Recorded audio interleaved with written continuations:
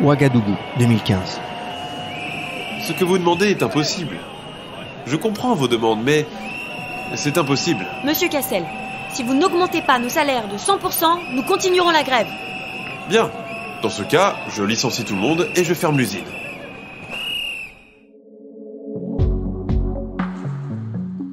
Les salariés des brasseries de Bobo-Dioulasso et de Ouagadougou n'ont pas d'autre choix que de plier.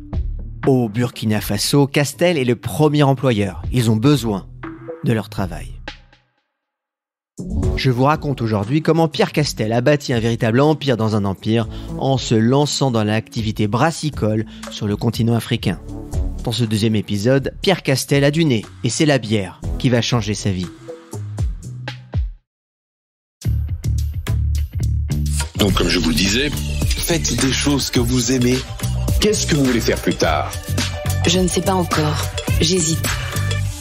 Je veux acheter une fusée aux Russes pour aller dans l'espace. N'aie pas peur de l'avenir. Il faut se construire. L'expérience ne s'achète pas et ne se transmet pas. Bienvenue sur le podcast Il était une fois l'entrepreneur, le seul podcast business en France qui raconte les histoires comme une série tous les mardis. Je suis Laurent Broye, fondateur de Inspire Média, et chez Inspire Média, en plus de raconter des histoires, nous aidons les entreprises à lancer leur podcast. Et n'oubliez pas de vous inscrire à nos spectacles dans toute la France, Inspire sur scène, que vous retrouverez en description.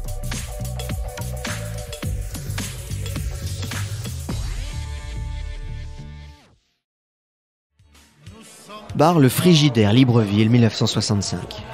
Quelle chaleur! Une bière bien fraîche, s'il vous plaît.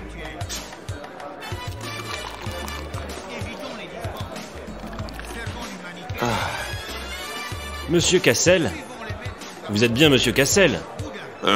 Oui, c'est bien moi. Je suis Albert Bernard Bongo, secrétaire du président Léon Mba. Vos affaires nous intéressent. Le président souhaite vous rencontrer. C'est quoi ces conneries? Rendez-vous demain à 10h au palais, Monsieur Cassel. À la vôtre. Ouais, à la vôtre. Pierre est perplexe. Cet Albert Bernard a l'air sympathique, sa conversation intéressante. Mais cette invitation au palais présidentiel est sûrement une mauvaise blague. Pourtant, Pierre décide de s'y rendre le lendemain matin.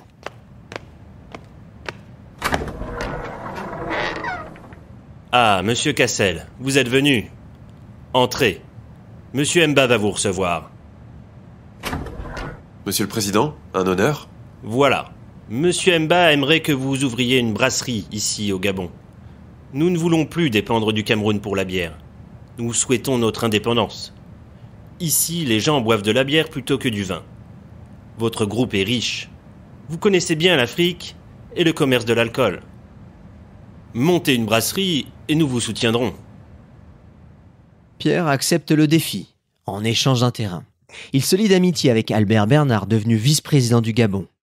Venu à Paris pour d'importantes discussions touchant l'avenir économique de son pays, le vice-président de la République gabonaise, M. Albert Bongo, s'est entretenu cet après-midi à l'hôtel Matignon avec M. Georges Pompidou. Le numéro 2 gabonais n'eut ensuite que quelques centaines de mètres à faire dans le 7e arrondissement pour rendre compte immédiatement de ses conversations à M. Léon Mba, président de la République, retenu à Paris depuis quelques mois pour des raisons de santé. Léon Mba décède en 1967. Albert Bernard devient président du Gabon en 1967 sous le nom Omar Bongo. Il n'est que le premier d'une longue liste d'hommes de pouvoir africains avec lesquels Pierre va entretenir d'étroites relations.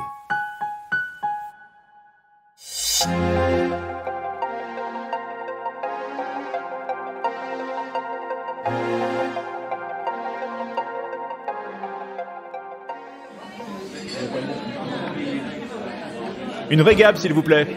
Et une régab bien fraîche. Une bière, s'il vous plaît. Régab, la bière du Gabon.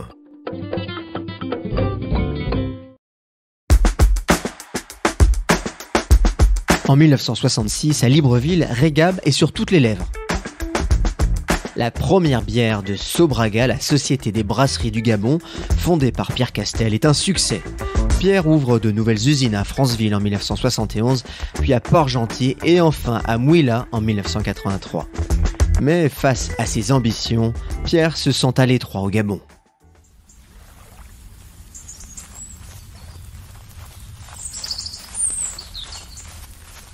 Monsieur Cassel, le téléphone ne fait que de sonner. C'est la banque Worms. J'ai déjà réservé votre aller Zurich-Kinshasa. Vous partez demain matin. Depuis 1981, à la suite de l'élection de François Mitterrand, Pierre habite en Suisse, au bord du lac Léman. Et c'est d'ici qu'il gère ses affaires. Cet appel de la banque Worms est un bon signe. On est en 1990 et le groupe Castel vient de faire l'acquisition des BGI, Brasseries et Glacières Internationales, son principal concurrent sur le continent africain. Je suis Afrique. Terre de tous les hommes. Berceau du monde. Je suis Afrique.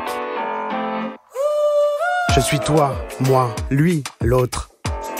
Fier d'entreprendre, de réunir, de réussir. Je suis Afrique.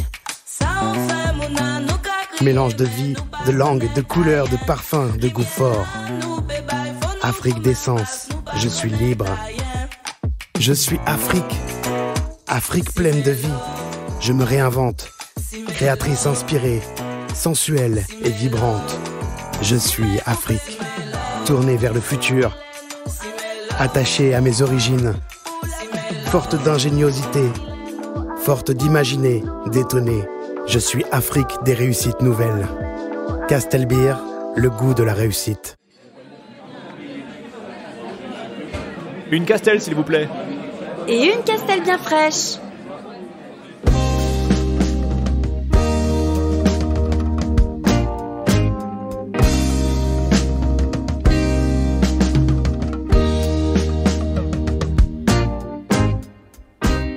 Cameroun, Sénégal, Côte d'Ivoire, Burkina Faso, Niger, la Castelbeer, la Mocaf ou encore la Bock, les bières phares de Castel, hydratent les gosiers de tous les Africains.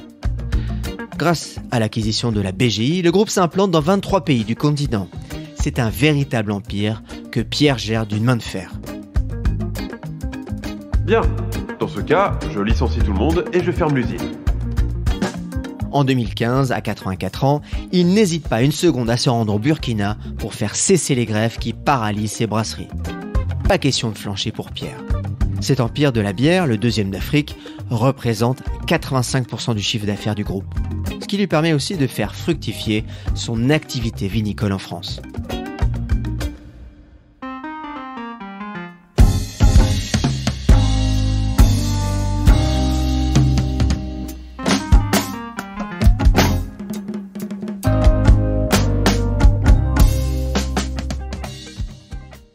Une petite cave, devenue le repère de ces jeunes Parisiens à la sortie du travail.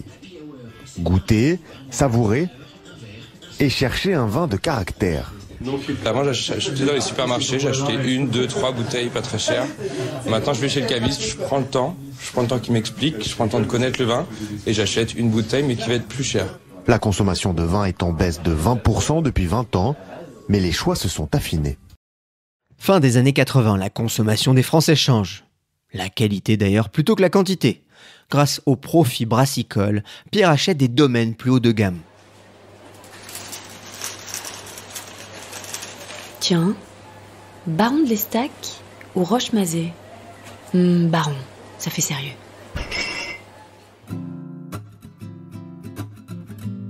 Pierre crée alors de nouvelles marques, comme Baron de l'Estac, devenue la marque de vin de Bordeaux la plus vendue en France, avec environ 8,5 millions de bouteilles.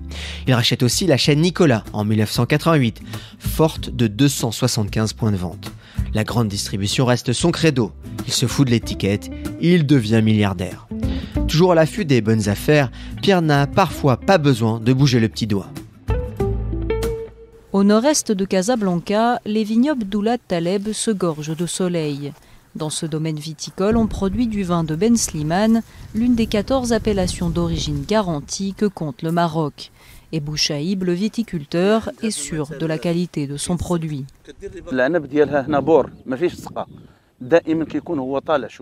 Les récoltes ici n'ont pas besoin de beaucoup d'eau, c'est pour ça que le vin est bon. Le degré atteint est très bon, même si on a beaucoup de difficultés à le cultiver, car on est près de la mer, il y a l'humidité et autres, mais le résultat est bon.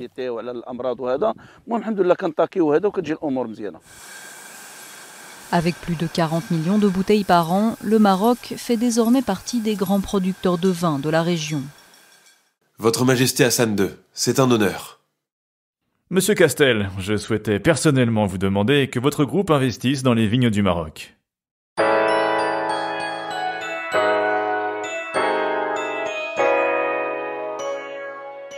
Hassan II ou Ben Ali, Maroc, Tunis et Éthiopie, les chefs d'État demandent à voir Pierre. Le groupe Castel possède bientôt plusieurs vignes et même des oliviers dans ces pays. Entre la France, l'Afrique et le monde entier, le groupe écoule aujourd'hui 600 millions de bouteilles de vin chaque année, soit 19 bouteilles par seconde. Après le vin, puis la bière et même l'eau, Pierre a une dernière carte à jouer, le sucre. T'as ton Fanta Fiesta ? Sûr, une fiesta sans Fanta Fiesta, ça le fait pas.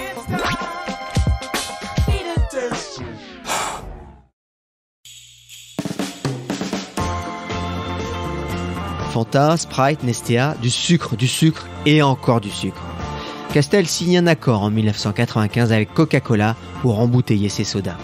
En 2011, il investit dans les plantations de canne à sucre du groupe Somdia, qui emploie alors plus de 16 000 salariés dans tout le continent africain. Castel est désormais partout. Il règne sur un immense empire qu'il gère d'une main de fer. Une application qui le hisse au rang d'égal auprès de ses amis chefs d'État.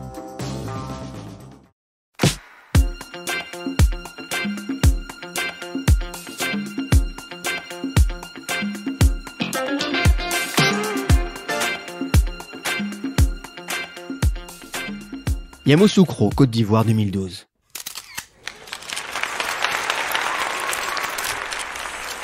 Au nom du président Alassane Ouattara, je vous décore, Monsieur Castel, pour service rendu à la nation.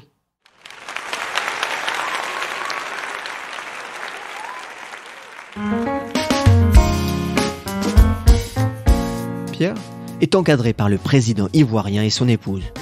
Une place de prestige. Vincent Bolloré, lui, n'est qu'au 2e rang protocolaire. Pourtant, Pierre Castel fuit les médias et la vie mondaine. Soupçon de financement de groupes armés en Centrafrique, incendie d'une brasserie, accusation de fraude fiscale. Face au dernier scandale, Pierre se fait encore plus discret. Peut-être est-il occupé à choisir quel Castel de la famille le remplacera bientôt. Mais ça, c'est une autre histoire.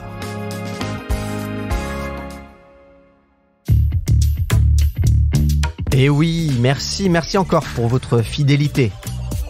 C'est précieux parce que c'est beaucoup de travail. De la documentation, de l'écriture, des voix, du travail, bref. Merci aux acteurs, déjà, tous les acteurs qui interviennent, comme vous avez pu les entendre. Merci aussi à Thibaut Viotte, Sarah Brevet pour l'écriture et Morgane Bouchiba pour le son. Et je vous dis à bientôt, car tout est une question d'histoire. Allez, merci, à bientôt.